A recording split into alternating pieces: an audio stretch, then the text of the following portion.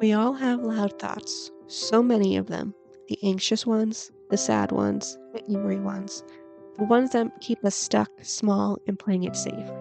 And then there are quieter ones, underneath it all. The one that nudges you, the one that knows. I'm Cristina, a clairaudient angel messenger and angel Reiki master teacher. I hear the angels speaking to me in my own voice, and I'm here to help you do the inner work to hear yours. This is Awakening to Your Soul Self. Grab a cup of tea, get cozy, and let's cross the bridge together. Please note, I am not a licensed therapist, counselor, or medical professional. Everything shared on this show comes from personal experience and spiritual guidance. If anything resonates deeply and you feel you need additional support, please reach out to a qualified professional. Hello, lovely souls. Welcome back to the Awakening to Your Soul Self podcast. I'm Cristina, your host, and today I have a wonderful guest. Her name is Elizabeth Kipp. She is a stress management and historical trauma specialist, and she's going to talk about her journey and a few questions that come up with spirit. And Elizabeth, how about you introduce yourself to my audience? Thank you so much, Cristina, for that introduction. So I live in Lawrence, Kansas, right in the geographic center of the United States. I am an addiction recovery coach, stress management, and historical trauma specialist. And I got into this work because I was a chronic pain sufferer for about 4 decades. And the doctors, until the last one that I found, all said, you can't heal from chronic pain. I didn't know I had chronic pain going in, but I had an accident and broke the 5th lumbar of my spine when I was 14. And the bone split in 2 and the front part slipped forward. But I didn't really register. I was able to get up and walk, and we never took an x-ray or anything. We didn't take an x-ray for another 7 years. Wow. When I was finally really in enough pain that I had difficulty like getting upstairs. So I knew I needed to get that checked. Now that is an interesting story right there, because why didn't I get something? I mean, I broke a bone in my back, and why didn't I go to the hospital immediately? Right. So I had a history of chronic pain as a child. And I was born with a closed pyloric valve, which is the valve that opens at the top of the stomach, the bottom of the esophagus, to allow food to come in. I couldn't take in nutrients. So that's not okay. That's not good. My mother went into a huge depression as soon as I was delivered. And so we got separated for 9 months while she went and found some balance with her hormones. At that point, nobody even knew what that was really. And so my pediatrician at the time, I felt, was divinely guided. Listen to this, because that was 1954. They didn't have NICUs back then. Right. They didn't do surgery for things like this. So it was up to her to figure it out. Yeah. She put my bed on a 45-degree angle. Yeah. And over a period of 2 weeks, gravity opened that valve. Wow. Right. So right there, yes, I'm coming in with stress, but I'm divinely guided. So, that's yes, this one's going to have a hard time on the planet, but we're going to support her all the way. Yes, absolutely. That was kind of the thing. So I had those things, and my mother really didn't get the help that she needed. She was an undiagnosed and untreated bipolar disorder, really quite manic, and treated that with alcohol. So that she knew something was wrong, but that was her solution. So that created instability in the family and unpredictability, because her moods were scary and unpredictable. So what is chronic pain? Chronic pain is any pain that's felt 15 days out of 30 for 3 months or more. Physical, mental, emotional, spiritual. The brain can't tell the difference between one kind of pain and another. Yes. And so I was a chronic pain sufferer from the beginning. It just didn't matter. So by the time I get to be 14 and I have an accident, and I had seen other people fall off horses and be taken off on litters, and and I was able to get up and walk.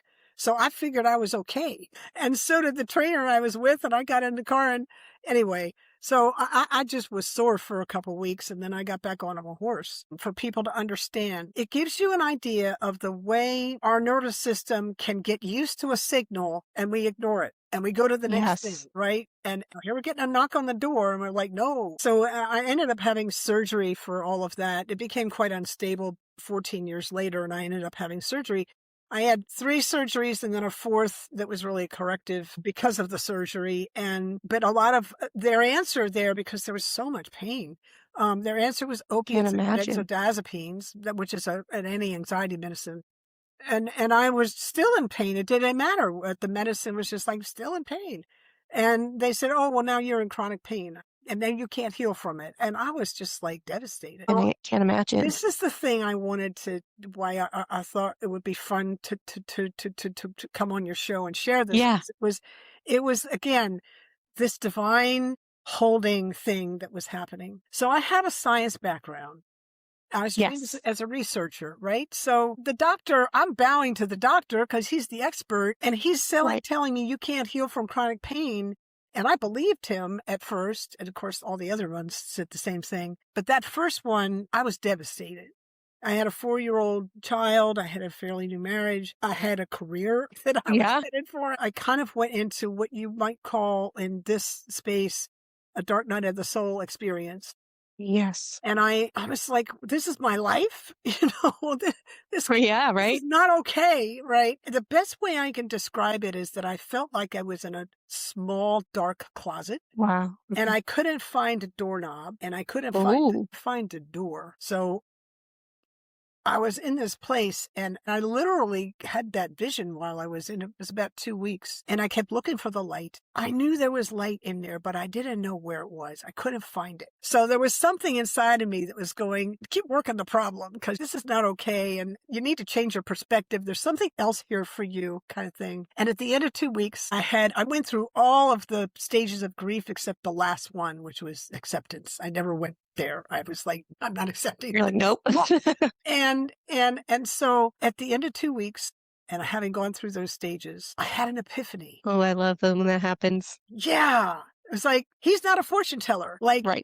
And he forgot his basic science, which is we live in probabilities, not in facts. So I knew he'd made an error. It just took me 2 weeks to figure it out. And we live in, we really live from a science point of view, paradigms within science change, right? So we have certain perspectives and this is the way things are until they aren't, right? Until somebody discovers something else. So I knew that, and I knew it well.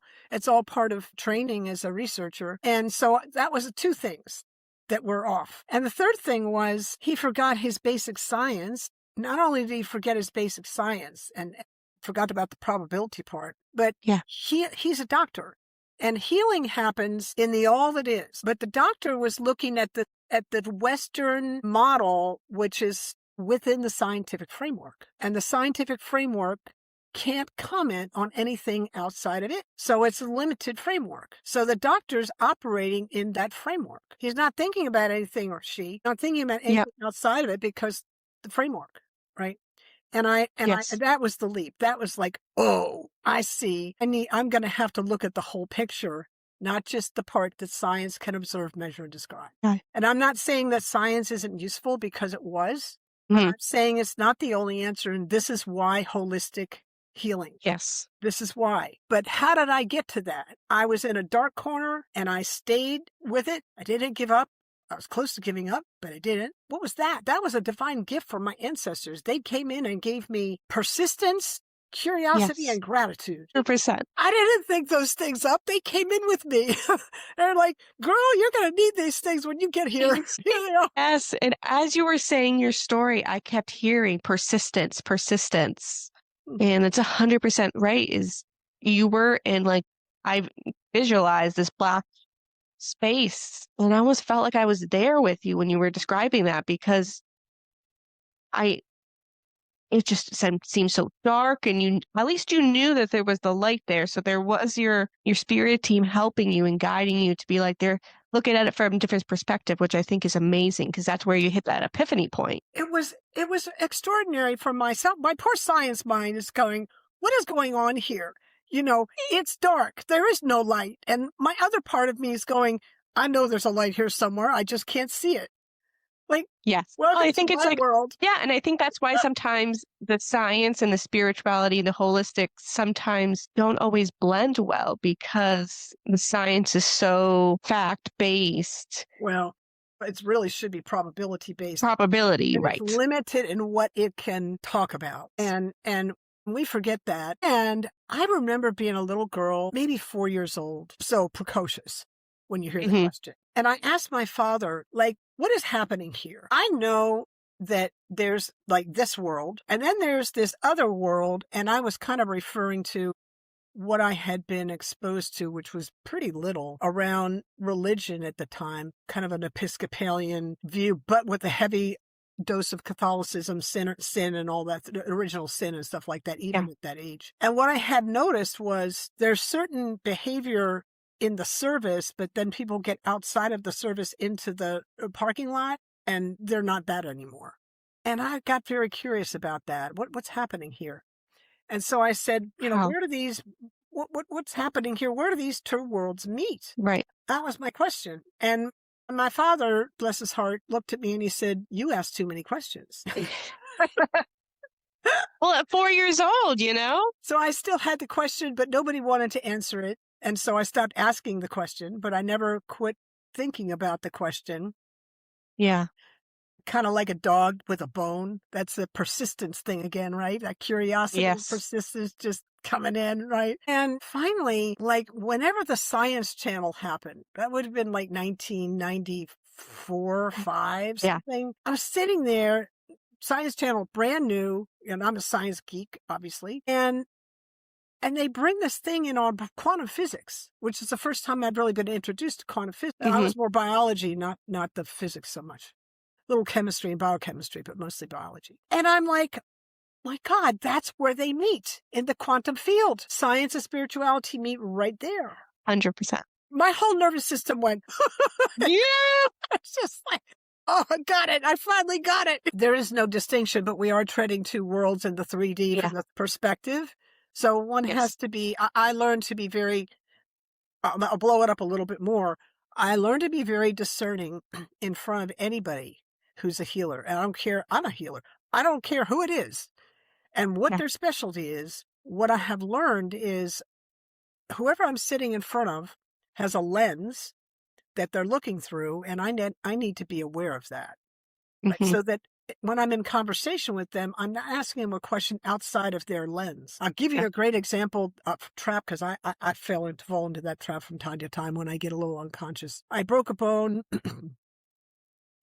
and I'm healing and I'm sitting in front of the orthopedic doctor. They don't have training in nutrition, and I freaking know that, but I forgot it in the moment. And I asked the doctor, what foods will help grow this bone? Yeah. Seriously, the guy looks at me and he says, there aren't any. And I'm just like, wow. It's really hard for me to keep a straight face and not just walk out the door in the moment. I was just, oh my God. But that's the training. And what happened was I was like, Elizabeth, you forgot the lens. You just stepped right out of his scope of practice. Yeah. And asked him something that's not in that. And so it's important, right? When we're working in this world to kind of understand who we're talking to and what our viewpoint is and kind of what their viewpoint is, so that we can actually have a conversation that makes sense. Absolutely. And that's a beautiful way to put it, is think about it as the lens of who you're speaking to. But I want to circle back to that doctor that you finally had like the epiphany moment with. And I feel like your angels were guiding you to that doctor. 100%. The doctor that I finally found that understood. Oh my, yeah, that is the strangest story. Was the same age as me, and he understood the nature of chronic pain and the way that. And this is just a crazy story, because the way I found him was through my son, who, when all this went down, was only 4, and he really understood the nature of chronic pain, where all the other doctors just didn't have that training. What was interesting about Peter, in terms of his name was Peter Prescott, and he didn't want to be called doctor, so we called him Peter. But the angel thing, this was very interesting, because we kind of looked at his life and my life, and we've been tracking each other in time geographically for years. Wow. Since we were maybe 9 and we were the same. It was That like, is, what? that's a small world. He lived in the same town as my grandparents that I used to visit in the summer. And he went to the University of Delaware, where I went to school, and on and on and on. And we were tracking each other geographically until we finally met in California. That's amazing. How does this even work? So, when you say the angels were divine alignment, there's divine timing and stuff. And that's a great example of it. Yeah, totally am a big believer of divine timing. But I also feel like on top of the divine timing that there was probably something along the lines of you weren't ready to give up on the chronic pain. You were almost like waiting for the right doctor to come. Or were you kind of putting your hands up in the air and kind of saying, like, I have chronic pain? Well, it's a great question.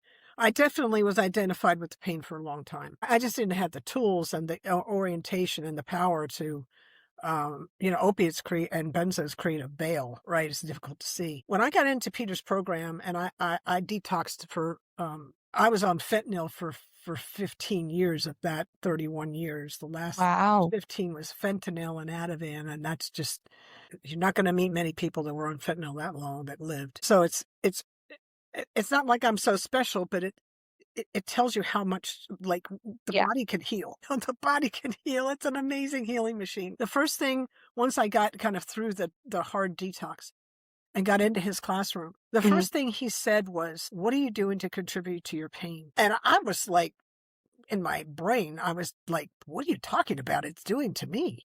How could you say such a thing? Like, you don't even know what it is." Like, it's just, it's just a total victim mode, and which was the orientation that I had. And I get in the middle of that thought, and the question that I heard the question again, "What are you doing to contribute to your pain?"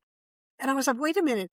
In that question, he just gave me a hint that I might actually have some power in this situation. And I had never seen that. So just by the question, he took me from victim to empowerment like that. Light bulb switch. And he had my attention from then on. Like, Peter was in the room, he had my attention. It's like, what else? What else you got? Second thing he said was, which again, like, blew my mind. He said, "Don't judge the moment." And of course, my comment in my brain, I didn't say it out loud because I'm kind of polite. And in my head, I'm like, dude, I'm just sitting here minding my own business. I'm not judging anybody, because I wasn't. But he wasn't talking about that. He wasn't talking about my pain. And I realized that I've been judging my pain as bad my whole life, right? So pain isn't good or bad. Pain is information. Yes, it is. Yeah. Now, the question is, what are we going to do with it? Are we going to call it wrong, which I did because everybody does? Like, what happens? Our orientation in this country, anyway, is or in North America, because I've lived in Canada and I've seen kind of how that happens. As a kid, because I raised my kid in Canada for young as he was a youngster. The kids are playing and they bump each other and ow, right? And what happens? The adults run to the area and they try and put the pain out as fast as possible. Boom. Here's a pill, here's ice, here's the thing, be quiet, all things. What's the subtext of that? We're at war with pain. Nobody ever said to me, pain is part of healing. I had to learn that the hard way. Right? Oh, what are we doing to contribute to our pain? And don't judge the moment. Beautiful. Yeah. And that was like, you can imagine, I was in Peter's class I was in that program for 52 days, 12 days of that was detox, and the rest of it was like classroom time. And he had my attention the whole time. It was just like, whatever you got, I'm here to listen. So I had so much respect for that guy. And sometimes you have to wait for that divine, even though it's hard and it's painful to wait for that divine alignment. But you found the right doctor that helped you in your healing journey.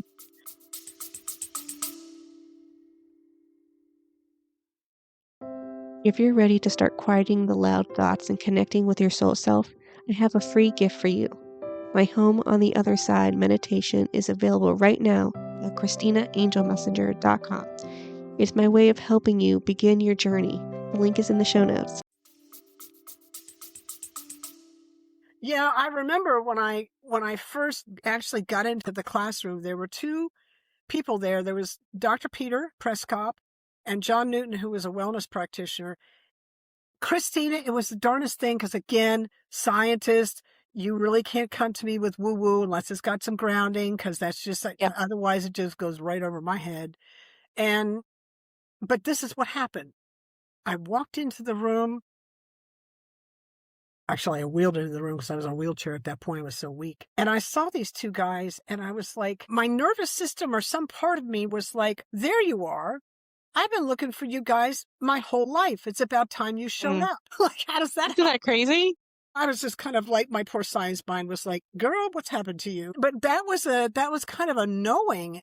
So, we have these experiences, and it may not be something that, again, science can observe, measure, describe. They maybe can observe that, but they don't know what to Yeah. do with it, right? So the reference of being kind of working the whole experience, the all that is, instead of just the one that we tend to be oriented to, is Yeah. so when I back myself into a corner now, which I do, I'll find a problem and just get into trouble with it. You know what my prayer is? Please Tell show me. me a new perspective. That's Beautiful. because that's That's all you need.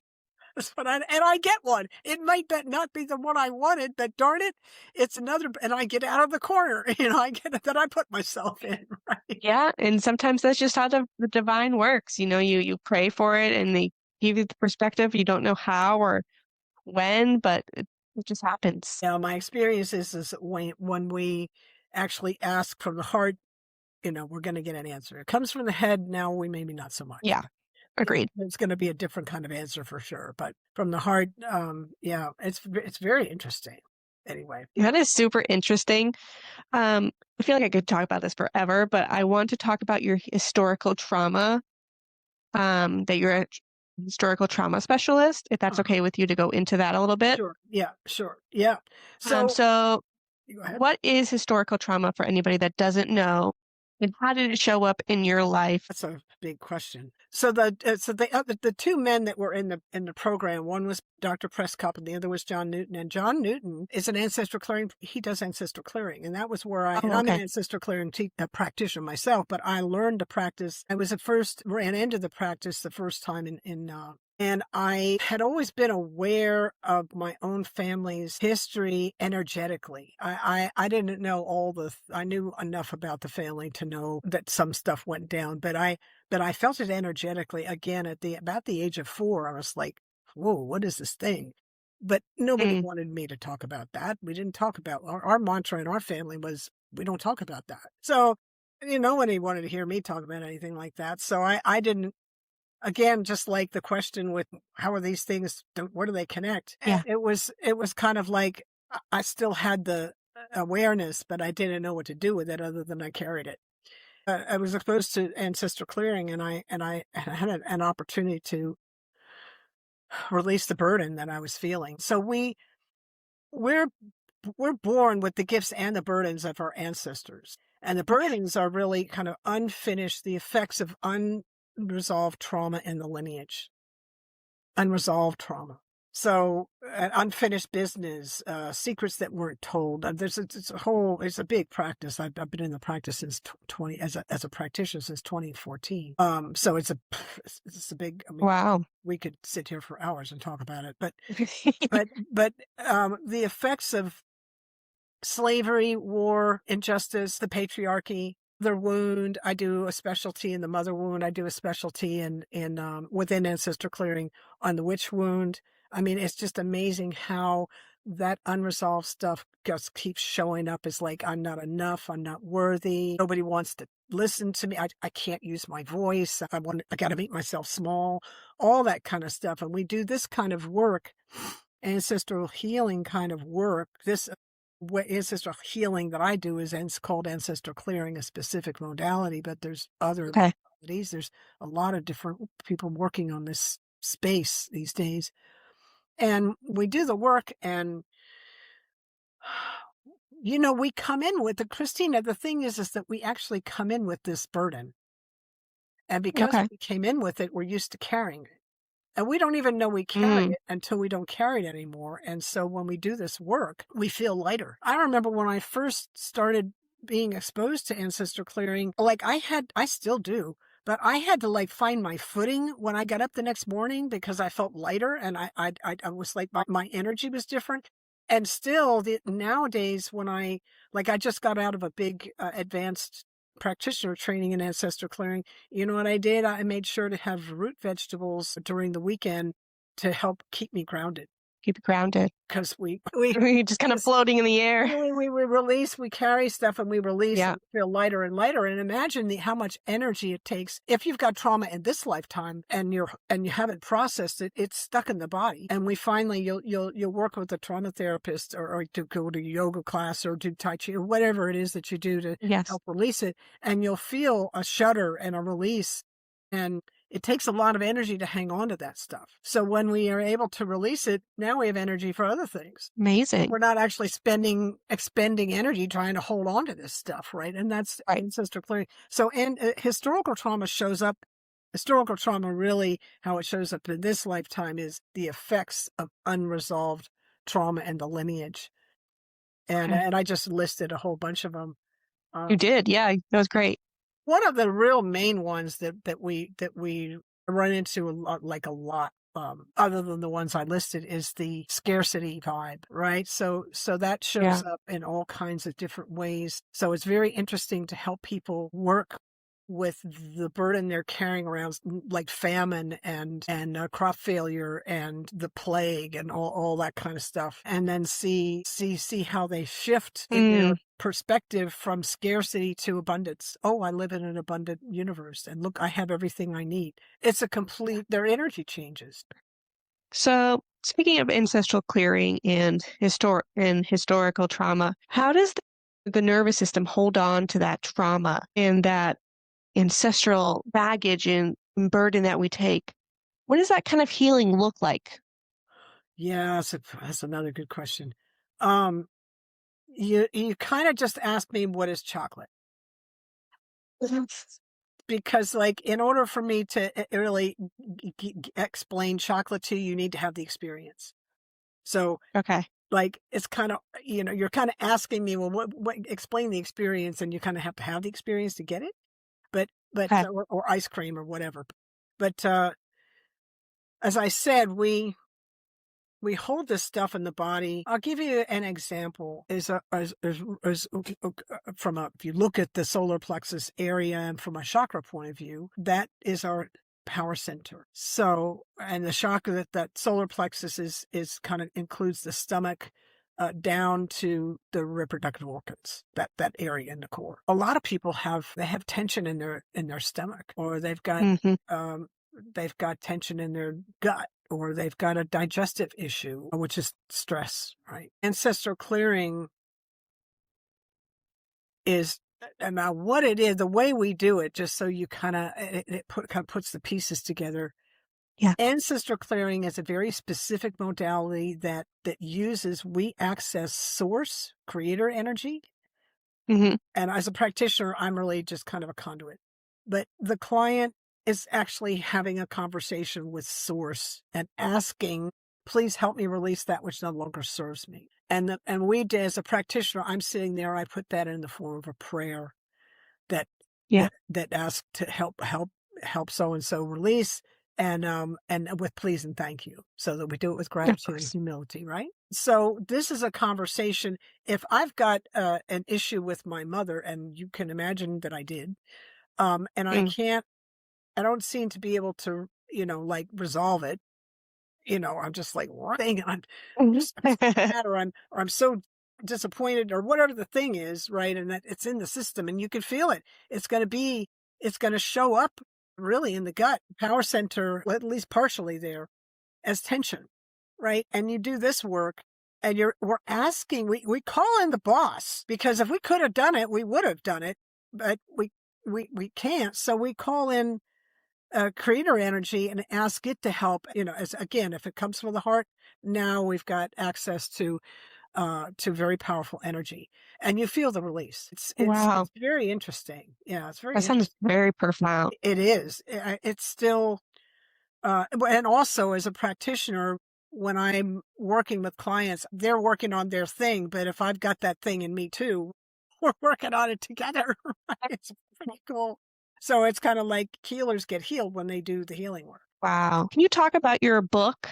Because you Oh, are a best-selling author. sure. Thank you. So I wrote this book, The Way Through Chronic Pain, Tools to Reclaim Your Healing Power, is for chronic pain sufferers and those who care for them, doctors, nurses, family members, and friends. It offers proven techniques to clear pain and live a life free from suffering from a former chronic pain sufferer, me, who searched the globe for answers and found them. So it shows in there how chronic stress and our reaction to it contribute to chronic pain, and then how to change your behavior to alleviate that. There are proven methods to help heal chronic pain, including a healthy mindset, focus, mindfulness, ancestor clearing, meditation and breath work, and the critical elements for healthy self-care, including a daily practice. So how to develop a daily practice to help that. The difference between this book and other chronic pain books, because there's lots of them out there. That was my next question, so perfect. I really wanted people to understand the voice of a chronic pain sufferer. What's going on in their head? What does it sound like? And why is that happening? And so that's this orientation. You're not going to find that, at least not in this form, in another book, right? So it's valuable because people that are friends or family members or doctors or nurses that are working with chronic pain sufferers, they need to understand the landscape they're working with. And this helps paint that picture a little more fully.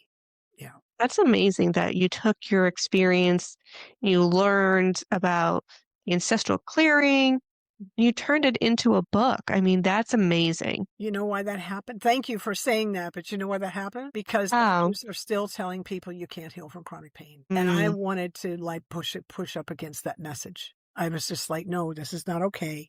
We can't heal from chronic pain. We don't have to use drugs to do it. And just in terms of, now I'm not talking about cancer pain. That's not what I'm talking about. But it's just like, it is possible. And Dr. Prescott had a 94% success rate in his program. I walked in there with amazing. Yeah. I walked in there with 40 years of chronic pain, and I walked out 52 days later with no pain. Amazing. Like I said, 94% success rate. How do you explain that? That's the methods. Right. That holistic approach was just amazing. That is amazing. I do believe there are certain doctors that we do need. There are also holistic modalities that can assist with the medical and the professional help that we need. Yes, as an example, that was ancestral clearing. He also brought in Tai Chi. Oh, wow.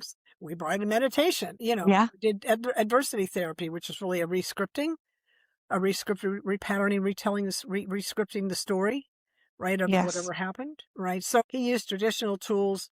We also had diet and exercise, right? But he brought in traditional tools, and then he brought in all this other stuff. And it was just, we did acupuncture, we did biofeedback. It was a full program. Amazing. Well, Elizabeth, thank you so much for today. Where can people find you?